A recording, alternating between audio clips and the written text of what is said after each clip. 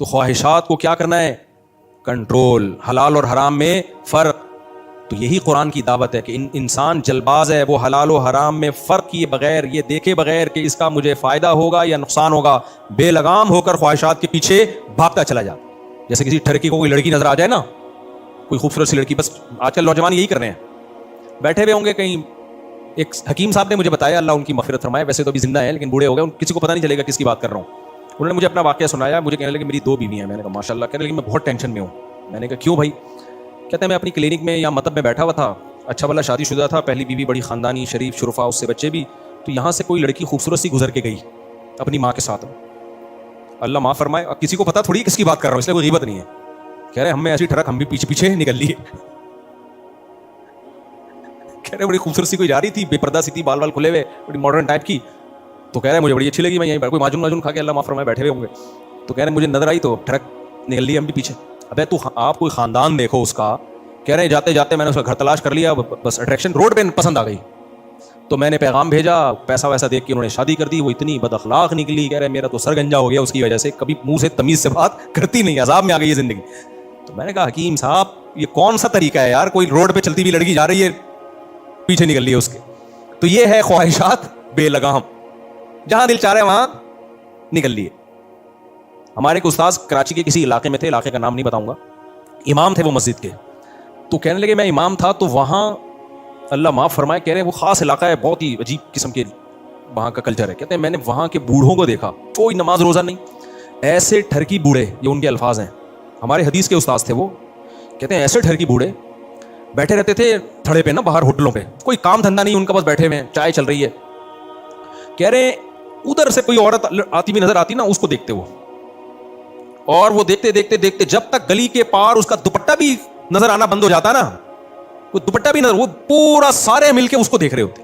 کہہ رہے سارا دن یہی کام تھا ان کا, ادھر سے کوئی پھر دکھا آ رہی ہے تو سارے یوں شروع. تو کہہ رہے میں ان کے منہ کو دیکھتا تھا کہ یار تمہیں شرم نہیں آتی اس بڑھاپے میں. یہ ہے خواہشات کا بے لگام ہونا. اور بوڑھے ہیں وہ تو پیچھے جا بھی نہیں سکتے نا, وہ حکیم صاحب تو اس وقت جوان تھے, نکل لیے پیچھے, یہ تو جا بھی نہیں سکتے, بس دیکھنا ہی پڑی ہے, اور کیا کریں گے بیچارے, اتنے بوڑھے ہو گئے, دیکھ کے خوش ہو رہے ہیں. تو جب انسان میرے بھائی خواہشات بے لگام ہو جاتی ہے, اس کی زندگی بہت برباد. اپنی خواہشات کے لیے اپنے ہاتھوں سے اپنی خوشیوں کو آگ لگاتا ہے. اب ان بوڑھوں کا بیچاروں کا کیا, نہ اللہ کا نام لینے میں مزہ آئے گا ان کو, نہ نماز میں مزہ آئے گا, نہ فجر میں, نہ ظہر میں, نہ تہجد میں, نہ تلاوت میں, نہ دعاؤں میں. ان منحوس گناہوں کی وجہ سے اللہ دعاؤں کی لذت چھین لیتے ہیں, ذکر کی لذت چھین لیتے ہیں, تلاوت کی لذت. ہمارے بوڑھے جو مسجدوں میں آتے ہیں, کیسا ان کے چہرے پہ رونق ہوتی ہے, آ کے بیٹھ جاتے ہیں نمازوں سے آدھا گھنٹہ پہلے, ذکر کر رہے ہیں, اللہ کا نام لے رہے ہیں, دعائیں مانگ رہے ہیں, کتنی ان کے چہرے پہ ایک نور آ جاتا ہے. اس سے دل چاہتا ہے ان سے دعا کرواؤ, ان سے دم کرواؤ. اور ایک وہ ٹرکی ٹائپ کے ہوتے ہیں, بیٹھے ہوئے ہیں سارا دن, کیسی ان کی زندگی دیکھ کے لگ رہا ہوتا ہے یہ پریشان ہے. تو اس لیے میرے بھائی اللہ نے فرمایا خلق ان الانسان خلق ہلوا, جلباز ہے, فوراً خواہشات کے پیچھے بھاگتا ہے. اس بوڑھے کو یہ تو چاہیے تھا نا جو دیکھ رہے ہیں یہاں سے وہاں تک, یار نوجوان بھی ہمیں دیکھ رہے ہیں, وہ کیا بولیں گے اس بڑھاپے میں آپ کیا کر رہے ہو, تھوڑا سا نظر کو جھکا لو. لیکن بریکیں کیا ہو گئی ہیں, فیل, بریکیں فیل. نہ عزت کا خیال ہے, اولادوں کا بھی خیال نہیں ہے, اولاد کیا کہے گی ابا کو دیکھو کیا کر رہے ہیں. تو یہ بریکیں فیل. تو اللہ نے کیا فرمایا, کچھ لوگ ایسے ہیں جن کی بریکیں فیل نہیں ہوتی, الا المصلین. میرے بیان میں اکثر تمہید لمبی ہوتی ہے, بیان کا حاصل مختصر. فرمایا ہاں جو نماز کی پابندی کریں, پڑھنا نہیں ہے, کیا کرنا ہے, پابندی. نماز انسان کو بے حیائی سے روکتی ہے, خواہشات کو لگام دیتی ہے, کیونکہ فجر میں اٹھنا مشکل کام ہے, وضو کرنا مشکل کام ہے, مشکل کام کر کے انسان اللہ کے سامنے آ کے کھڑا ہوتا ہے, رکوع, سجدہ, تسبیحات, دل میں نورانیت پیدا ہوتی ہے, گندے کاموں سے نفرت. جیسے نمازی کو گندا جسم پسند نہیں ہوتا کیونکہ وہ پاک صاف رہتا ہے, ایسے گندا عمل سے بھی اس کو کیا ہو جاتی ہے, نفرت. یہاں لوگ ایک اشکال کرتے ہیں کہ ہم نے تو بڑے بڑے نمازی دیکھے ہیں الٹے الٹے کام کرتے ہوئے, بے حیائی کے کام کرتے ہوئے.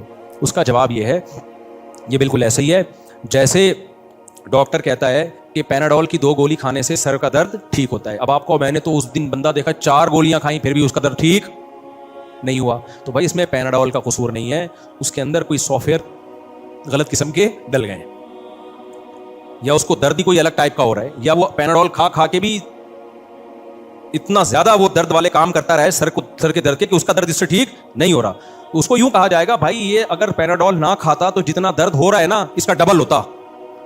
تو اسی سے خوب سمجھ لو قرآن کہہ رہا ہے نماز انسان کو بے حیائی سے روکتی ہے. نمازی آدمی بے حیائی سے دور ہوتا ہے. نماز میں یہ طاقت ہے کہ بے حیائی سے روکتی ہے انسان کو, برے کاموں سے روکتی ہے. اگر کوئی نمازی برے کام کر رہا ہے تو سمجھ لو اگر یہ نماز نہ پڑھتا تو یہ برے کام ڈبل کر رہا ہوتا. تو یہ نماز کا قصور نہیں ہے, یہ ہے ہی اتنا نالائق کہ اس کی نماز نے روکا تو ہے لیکن پورے طور پہ روک نہیں پائی, یا یہ نماز پڑھ نہیں رہا ہے, ڈرامے کر رہا ہے. یہ نماز پڑھنا ہے خشوع و خضوع کے ساتھ ہوتا ہے نا, فارمیلٹی پوری کرنا تھوڑی ہوتا ہے. آج کل کیسے نماز پڑھی جا رہی ہے, اٹھے عادت پڑی ہوئی آئے روبوٹ کی طرح پنکھوں کا حساب کیا 4 رکعتوں میں.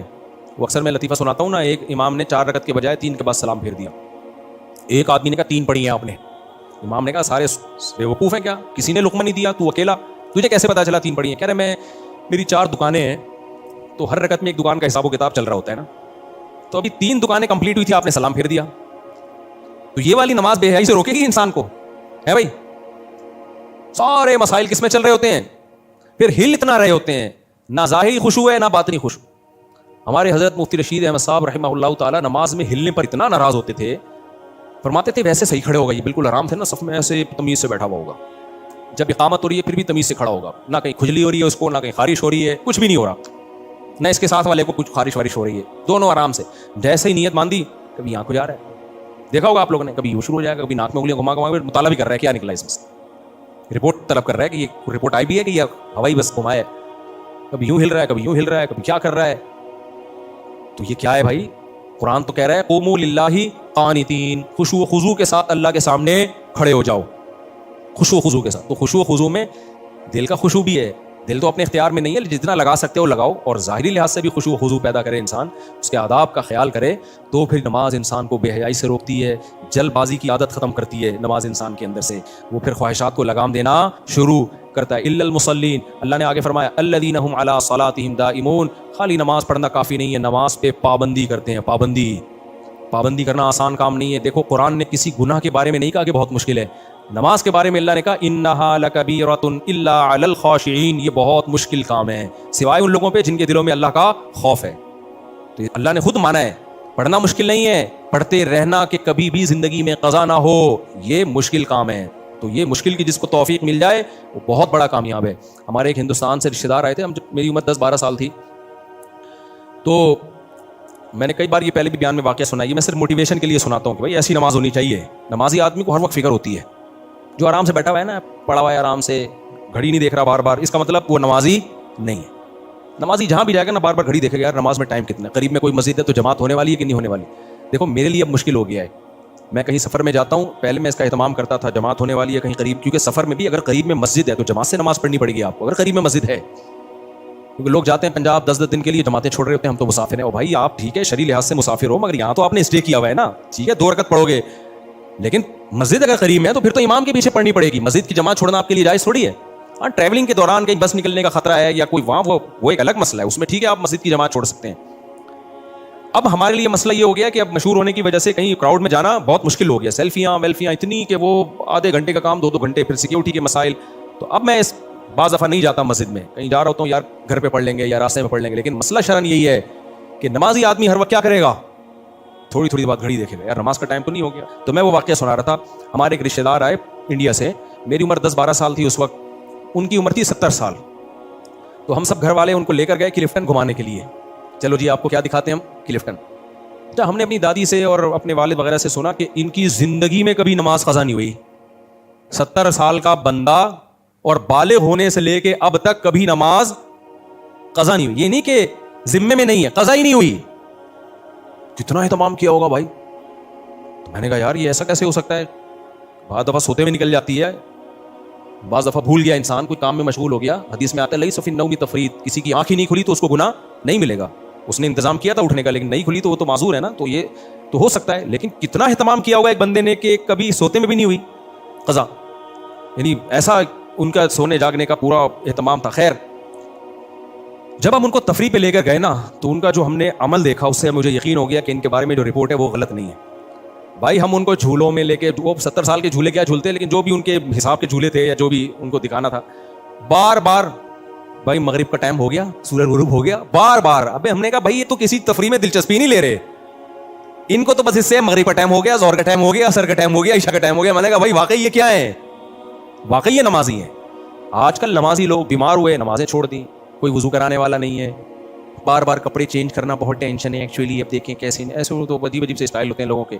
जहाज़ों में बैठे हैं, पड़े सो रहे हैं, फजर का टाइम गुजर गया, ज़ोहर का टाइम, अबे भाई जहाज़ है, सफ़र है, और कुछ पढ़ रहे होते हैं, लेटे लेटे पढ़ रहे होते हैं। अबे भाई ये लेटे लेटे तो उसके लिए है जो खड़े होकर ना पढ़ सके, वो बैठ के पढ़े। जिधर मुंह है उधर मुंह उठा के पढ़ रहे हैं नमाज, तो किबला अल्लाह ने ऐसे ही बना दिया। नफिल नमाज आप सुन्नतें जहाँ मुंह हो सफ़र में पढ़ सकते हैं, सवारी पे, लेकिन फर्ज नमाज तो आपको किबले की तरफ रुख करना पड़ेगा। कहते हैं हमें जहाज में कहाँ से पता चलेगा? भाई एयर होस्टेस से पूछ लो यार, वैसे तो चाय मंगवा रहे हो एयर होस्टेस से, उस वक्त शर्म नहीं आ रही, ये नहीं सोच रहे कि ना महरम है, कोल्ड ड्रिंक मंगवा रहे हो, खाना मंगवा रहे हो, तो मुंह से फूट लो, पूछ लो कि जी किबला किस तरफ है। अक्सर एयर होस्टेस बता देती है, उनको नेविगेशन होता है ना, उनके पास सब पता होता है, नहीं तो वहाँ एलईडियाँ लगी हुई होती हैं, बहुत कुछ जराए हैं। अगर इंसान चाहे ना कि मेरी नमाज कज़ा ना हो तो बहुत सारे तरीके हैं, लेकिन हम चाहते ही नहीं है। बसों में बैठे होंगे मुस्टंडे बने, पेशाब आ रहा होगा तो बस बाप भी रुकवाएगा, नमाज कज़ा होने वाली है, फिर कहते हैं यार एक्चुअली हमने ड्राइवर को कहा तो अब रोक नहीं रहा, तो क्या करें भाईजान? ऐसे शराफत का दौर है ही नहीं। आप ऐसे रुकवाओ जैसे आपको बहुत जोर का आ रहा है, ठीक है। फिर आप ये कहते हैं कि एक्चुअली अब ड्राइवर रोक नहीं रहा तो चलो शलवार ही ठीक है फिलहाल, वहां थोड़ी ऐसा होता है। तो फिर भी ना रोके, आपने पूरा फोर्स कर लिया, फिर सीट पे बैठे बैठे पढ़ो, वहां फिर भी नहीं है, लेकिन फिर उसको नीचे उतर के लौटा लो। तो नमाज इस तरह से होगी तो मेरे भाई फिर वो आपको बुराई से रोकेगी। कोई काम कंटिन्यूसली पाबंदी से किया जाए। अल्लज़ीना हुम अला सलातिहिम दाइमून, आगे फिर अगली आयत है, इस पर मैंने पिछले हफ्ते भी बयान किया था, लेकिन चलो दोबारा हो गया। तो नमाज की बहुत शदीद पाबंदी की ज़रूरत है। तो इंसान को इंसान का बच्चा बनाने के लिए भाई बेलगाम नहीं छोड़ा जाएगा, उसको अपने अंदर कुछ तब्दीली। और मैं आपको गारंटी से कह दूँ, दीनदार बनने का खुदा की कसम, ला इलाहा इल्लल्लाह, आखिरत में फ़ायदा बाद में है, दुनिया जन्नत बनती है। बहुत मज़े की ज़िंदगी होती है किसकी? जो अल्लाह वाले होते हैं, बहुत मज़े की ज़िंदगी होती है। उनको खामखा की टेंशन वाली चीज़ों से टेंशन होती है। आजकल लोगों को बगैर टेंशन वाली चीजों से टेंशन हो रही है। कोई टेंशन की चीज हो तो यार कोई समझ में आता है, खामखा की टेंशन है। बहरिया टाउन फिर ऊपर जाना शुरू हो गया, काश मैं खरीद लेता। अबे तेरा आटा दाल चल रहा है मेरे भाई, ये टेंशन की चीज थोड़ी है यार। वो अमेरिका निकल गया, हम वहीं के वहीं है, पता नहीं क्या क्या लोगों के मसाइल हैं, छोटी छोटी चीजें। देखो जब आप दीनदार बन जाओगे, आपका ज़र्फ इतना बड़ा होगा, आप कहोगे मुझे अगर 2 वक्त की रोटी मिल रही है, सर छुपाने की जगह है और जिस्म किसी बड़ी बीमारी से महफूज है, तो मुझसे ज्यादा अय्याश दुनिया में कोई नहीं है। हालांकि इतना मिलता नहीं, इससे 10 गुना ज्यादा मिलता है। तो आपकी जरूरत आपके जहन में आई इतनी है, मिल 10 गुना ज्यादा रहा है तो बहुत ज्यादा खुश होगे कि नहीं होगे? और अगर दुनिया को असल बना लिया, अल्लाह को, इस्लाम को जिंदगी से निकाल दिया, तो फिर आपकी सोच ये होगी जितना भी आ गया ना वो क्या है, कम है। अपनी बीवी भी अच्छी नहीं लगेगी, आप बोलेगे यार वो भाभी उसकी वो देखो कैसी है, उसकी कैसी है, ये क्या है यार। इसी में मेरे पास आ रहे होते हैं लोग, घुट घुट के मर रहे होते हैं। मैं कहता हूं उनको सोचो जिनके पास, जो कमा रहे हैं, जिनको कोई 40 सालें उम्र हो गई, कोई लिफ्ट कराने के लिए तैयार नहीं, तो खुश हो जाओ, तुम्हें मिल तो गई ना। तो दुनिया की मोहब्बत हर टेंशन की जड़ है, और दुनिया की मोहब्बत दिल से निकल गई तो हर खुशियों की जड़ पैदा हो गई, बेस पैदा हो गई आपके अंदर। अल्लाह ताला समझने की, अमल की तौफीक अता फरमाए।